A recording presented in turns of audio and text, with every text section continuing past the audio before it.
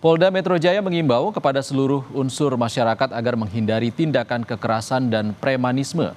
Polisi berjanji akan memberantas berbagai bentuk premanisme di Jakarta. Masyarakat tidak perlu khawatir, kita sama-sama berkomitmen, Bapak Kapolda Metro Jaya berkomitmen akan memberantas segala bentuk premanisme. Dan rekan-rekan kami di lapangan terus melakukan imbauan-imbauan agar masyarakat menyelesaikan permasalahan dengan cara-cara yang baik, tidak membuat resah, tidak melanggar hukum, dan apabila terjadi pelanggaran hukum pasti kami akan proses, ya. Itu komitmen dari Polda Metro Jaya.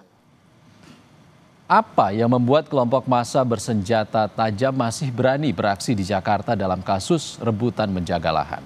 Bagaimana polisi harus menindak kelompok-kelompok seperti ini? Kita bahas bersama Guru Besar Universitas Bhayangkara Hermawan Sulistyo yang akrab kami sapa Prof. Kiki. Selamat sore. Prof. Kiki, apa sebenarnya yang membuat kelompok-kelompok seperti ini tetap ada di Jakarta? Ini kisah sudah lama sekali ya, apalagi di daerah Kemang. Saya dulu berkantor di daerah Kemang selama beberapa tahun, jadi ini udah biasa aja, pemainnya juga semua udah rata-rata kita udah tahu lah. Cuman generasinya kan berganti. Yang generasi tua itu udah outgoing generation, udah nggak ada lagi, tapi problemnya tetap sama. Kenapa? Kemang itu menjadi daerah dengan nilai tanah itu meningkat terus karena kawasan itu menjadi kawasan mungkin bukan kawasan elit tapi elit kan, tidak elit sekali tetapi kawasan elit. Artinya apa? Ada sumber daya finansial di situ yang diperebutkan. Dan kalau kita lihat dari masa-masa di situ penguasanya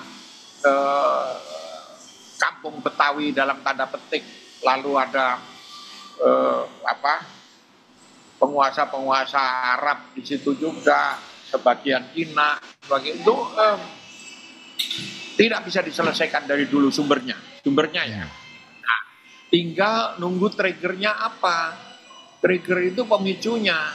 Nah, kalau sekarang kan pemicunya rebutan pengawasan lahan, itu juga semua orang tahu siapa mengawasi apa, di-backingi oleh siapa. Nah, problem polisi adalah ketika backing-backingan ini berkaitan dengan instansi lain atau bahkan sekarang ini dengan partai-partai politik, dengan ada kaitannya dengan kekuatan politik, menjadi serba salah polisinya. Gitu.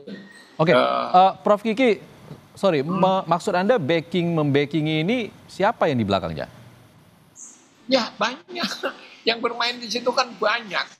Ya Anda sekarang begini aja ya, tanah-tanah di situ itu sebagian dimiliki oleh berbagai yayasan tentara, sebagian lari ke polisi, sebagian lari ke Satpol PP. Orang udah terbuka kok, tahu semua kayak begitu. Persoalannya adalah bagaimana menyelesaikan ini tanpa gejolak yang lebih besar. Itu yang dilema yang dihadapi oleh polisi gitu. Kan nggak mungkin nabrak tahu-tahu di belakangnya ada tentara, ada itu kan. Jadi sangat hati-hati. Dari dulu. Saya berkantor di Kemang situ dulu. Tahu bagaimana konflik-konflik itu puluhan tahun nggak bisa diselesaikan. Oke, kalau Prof. Kiki, kalau puluhan tahun tidak bisa selesai juga, apakah penangkapan yang dilakukan polisi ini bisa jadi membuat efek jera kepada kelompok massa yang kerap melakukan kekerasan? Nggak bisa itu. Kenapa? Lewat jalur mana mau diselesaikan? Nggak ada. Kenapa nggak ada? Ya sumber penghasilannya memang dari situ. Kalau tanah sebagai sumber penghasilan satu-satunya diperebutkan, ya nyawa pun dipertaruhkan.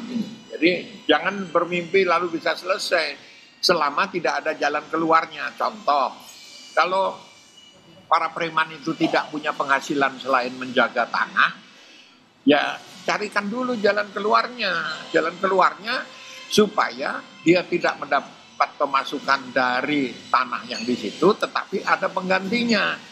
Misalnya dibuatkan atau dicarikan bisnis yang bisa menampung mereka kayak gitu. Kalau enggak, ini duit gampang kok. Duit gampang, bawa nenteng senjata, bawa senjata, jadi duit gitu. Tinggal pembagiannya adil apa enggak gitu. Oke, Prof Kiki, kalau Anda tadi mengatakan sulit diberantas dan aksi premanisme itu terpampang nyata hari ini, bagaimana sebenarnya untuk memberantas? Maksud Anda, apakah ada pembiaran hari ini?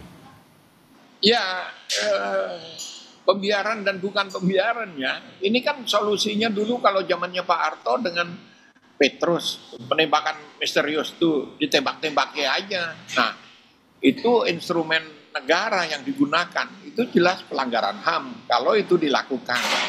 Apalagi polisi menempuh jalan soft approach. Begitu soft approach, nggak bawa senjata, mau misahin orang dengan senjata, meskipun kalau saya lihat filmnya, fotonya, senjata ya, yang digunakan itu bukan senjata api, ya, itu senjata angin, senapan angin, tetapi dari kaliber besar 4,5. Kalau kaliber 4,5 pakai senapan angin, nembak dalam jarak tertentu, mati juga orangnya gitu. Ini dari kaliber 4,5, kaliber 3,5 yang lebih standar aja, itu bisa mati kalau jaraknya pendek, nggak terlalu jauh. Nah, kita lihat penggunaan senjata misalnya itu. Kalau itu tidak lethal ya, artinya itu senjata untuk nembak burung, untuk berburu kayak gitu. Tapi kalau jaraknya dekat ya mati orang. Baik. Ini kelihatannya menyeramkan gitu, tapi itu senapan angin. Senapan angin masih bisa 100 meter gitu, mati juga, bukan cuma kelenger kalau orang 100 meter. Baik, kita nantikan seperti apa pemerintah mengatasi premanisme yang saat ini terjadi belakangan. Terima kasih Prof. Hermawan Sulistyo sudah berbagi pandangan bersama kami di Kompas Petang.